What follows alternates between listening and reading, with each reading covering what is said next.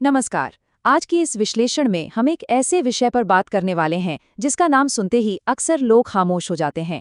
जी हाँ, हम बात कर रहे हैं हुरूरन भारत के उस रहस्यमयी और खौफनाक दुनिया की, यानी काले जादू और डायन विद्या की। चलिए बिना किसी देरी के इस गहरे और गुप्त मिथक में गोता लगाते हैं। अब यहाँ एक बहुत बड़ा सवाल उठता है। जरा सोचने वाली बात है, कोई इंसान एक ऐसी असीम शक्ति के पीछे क्यों भागेगा जिसकी कीमत उसे एक दर्दनाक मौत और श्राप के रूप में चुकानी पड़े? ये विरोधाभास ही इस पूरी लोक कथा की सबसे दिलचस्प बात है। हम यहाँ किसी अंधविश्वास को बढ़ावा नहीं दे रहे हैं, बल्कि बिल्कुल निष्पक्ष होकर ये समझने की कोशिश कर रहे हैं कि आखिर मानव मनोविज्ञान और ये मिथक कैसे काम करते हैं। तो चलिए सबसे पहले भाग 1 पर नजर डालते हैं, डायन का मिथ। शुरुआत बुनियादी बातों से करते हैं। दिलचस्प बात यह है कि ये कोई आज का शब्द नहीं है। स्रोत बताते हैं कि डायन शब्द असल में संस्कृत के डाकिनी शब्द से आया है। आमतौर पर इसे सिर्फ महिलाओं से जोड़कर देखा जाता है ना? लेकिन ये जानना भी जरूरी है कि अगर कोई पुरुष इस काले जादू को सीखता है तो उसे लोक कथाओं में दया कहा जाता है। ये तथ्य ये समझने में मदद करता है कि इन मान्यताओं की जड़ें कितनी पुरानी हैं। अब ये मिथ इतना डरावना क्यों है? क्योंकि फिल्मों की तरह असल में इनकी कोई भयानक शक्ल नहीं होती। ये बिल्कुल हमारे जैसे एकदम आम इंसान दिखते हैं। वो कोई भी हो सकते हैं, चाहे वो कोई कामकाजी इंसान हो, कोई गृहिणी हो, पढ़ा लिखा हो या बिल्कुल अनपढ़। और सबसे खतरनाक बात, ये कोई भी भौतिक या कानूनी सबूत पीछे नहीं छोड़ते। सोचिए, जब कोई सबूत ही नहीं तो कानून क्या करेगा? यही बात समाज में एक गहरा संदेह और डर पैदा करती है। आगे बढ़ते हैं भाग 2 की तरफ। काले जादू का आकर्षण। आखिर लोग इस तरफ खिंचते क्यों हैं? स्रोत के अनुसार इस सब के पीछे बहुत ही आम मानवीय कमजोरियां छिपी हैं। ईर्ष्या, बदला या फिर रातों रात बिना मेहनत के सफलता पाने की चाहत। जब कोई अपनी मेहनत से आगे बढ़ने वालों से जलता है और शॉर्टकट खोजना चाहता है तो वो अक्सर इन तांत्रिक क्रियाओं का सहारा लेने की कोशिश करता है। ये बस एक आसान रास्ता ढूंढने की खतरनाक लालसा है। शक्तियों की बात करें तो लालच आना बहुत स्वाभाविक लगता है। लोक कथाएं दावा करती हैं कि इस विद्या से इंसान दूसरों की उम्र चुराकर एक बहुत लंबी जिंदगी पा सकता है। उसे कभी कोई बीमारी नहीं छू सकती, उसका व्यापार अचानक चमकने लगता है और रातों रात 36 अद्वितीय गुण मिल जाते हैं। और तो और कर्ण पिशाचिनी की तरह एक ऐसा 24 घंटे काम करने वाला खुफिया नेटवर्क मिल जाता है जिससे घर बैठे पता चल जाता है कि आसपास क्या चल रहा है, बिल्कुल किसी सुपर पावर की तरह। लेकिन कहानी यहीं खत्म नहीं होती। स्रोत में एक बहुत ही हैरान करने वाला दावा है। सिर्फ 5 मिनट, जी हाँ, मान्यता है कि एक साधक सिर्फ 5 मिनट के अंदर किसी को भी जानलेवा नुकसान पहुंचा सकता है। इनके मंत्र सिर्फ 2 या 3 अक्षरों के होते हैं जो पलक झपकते ही अपना काम कर देते हैं। ये बात इस विद्या को और भी खौफनाक बना देती है। पर कहते ना कि हर शॉर्टकट की एक भारी कीमत होती है। आइए आते हैं भाग 3 पर, भयानक कीमत। जरा इसकी तुलना करके देखते हैं। एक तरफ बीमारियों से आज़ादी और लंबी उम्र मिल रही है, लेकिन दूसरी तरफ स्रोत बताता है कि वे अपनी मर्जी से मर भी नहीं सकते। जब अंत का समय आता है तो वो इतना दर्दनाक होता है जिसकी कल्पना भी नहीं की जा सकती। शरीर क्षय होने लगता है, कीड़े पड़ने लगते हैं। यहाँ लंबी उम्र एक वरदान नहीं, बल्कि सच कहूं तो एक बहुत बड़ा श्राप बन जाती है। और अब आता है इस लोक कथा का सबसे काला और डरावना सच। बात सिर्फ शरीर के नष्ट होने की नहीं है। मान्यता ये है कि इन शक्तियों को बनाए रखने के लिए साधक को अपने ही परिवार के किसी सदस्य, जैसे पति या बेटे की बलि देनी ही पड़ती है।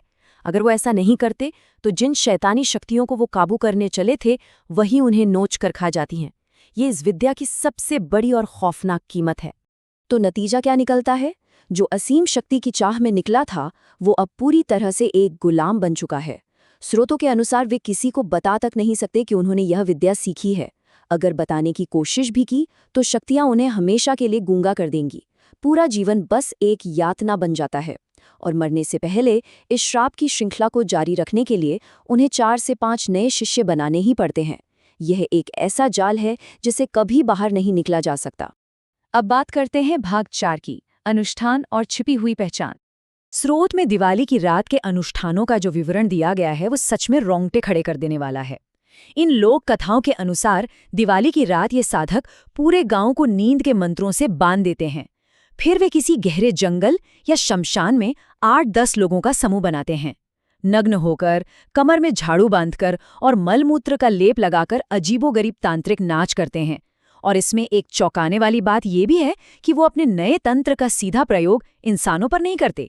पहले वो इसे पेड़ पौधों और जानवरों पर आजमाते हैं। एक बार जब शक्तियां सिद्ध हो जाती हैं तो वे लोगों पर वार करने के लिए बाण यानी मारण विद्या का इस्तेमाल करते हैं। स्रोत में कुल 32 प्रकार के बाणों का जिक्र है, जैसे सुई बाण, लोहा बाण, सरसों बाण और चावुर बाण। ये वो मारण मंत्र हैं जिनका नाम सुनते ही गांवों में लोग खौफ से कांप जाते हैं, क्योंकि इनसे बचना लगभग नामुमकिन माना जाता है। लेकिन हर जहर का कोई ना कोई तोड़ तो होता ही है ना? इस मिथक में भी ऐसा ही है। कोई आम इंसान इनका सामना नहीं कर सकता।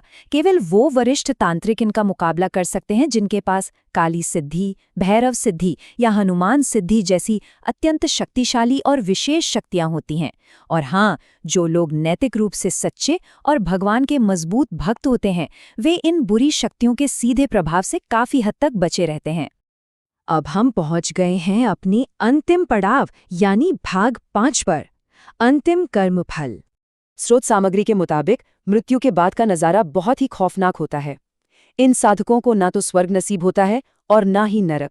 वे अपने भयानक कर्मों के बोझ तले हजारों सालों तक प्रेत योनि में इसी धरती पर भटकने के लिए मजबूर हो जाते हैं। ये एक कभी न खत्म होने वाली पीड़ा है, जो साफ साफ बताती है कि इस काले रास्ते का अंत सिर्फ और सिर्फ एक घने अंधेरे में होता है। और ये बात ध्यान देने योग्य है कि हमारे प्राचीन ग्रंथ भी इसी का समर्थन करते हैं।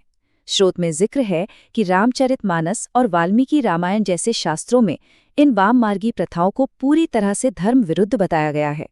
जो लोग समाज में जहर घोलते हैं और दूसरों का नुकसान करते हैं, उन्हें एक चलते फिरते मुर्दे के समान कहा गया है। उनके संपर्क में आना भी इंसान को दूषित कर सकता है।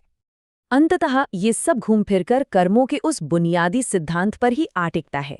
भगवद गीता का संदर्भ देते हुए स्रोत इसे बहुत ही खूबसूरत और सरल तरीके से समझाता है। जैसा कर्म करेगा वैसा ही फल मिलेगा। कोई भी इंसान दूसरों की जिंदगियों को उजाड़कर कभी खुद चैन से नहीं रह सकता। ये एक ऐसा शाश्वत सच है जो इस पूरी डरावनी लोककथा का असली सार है।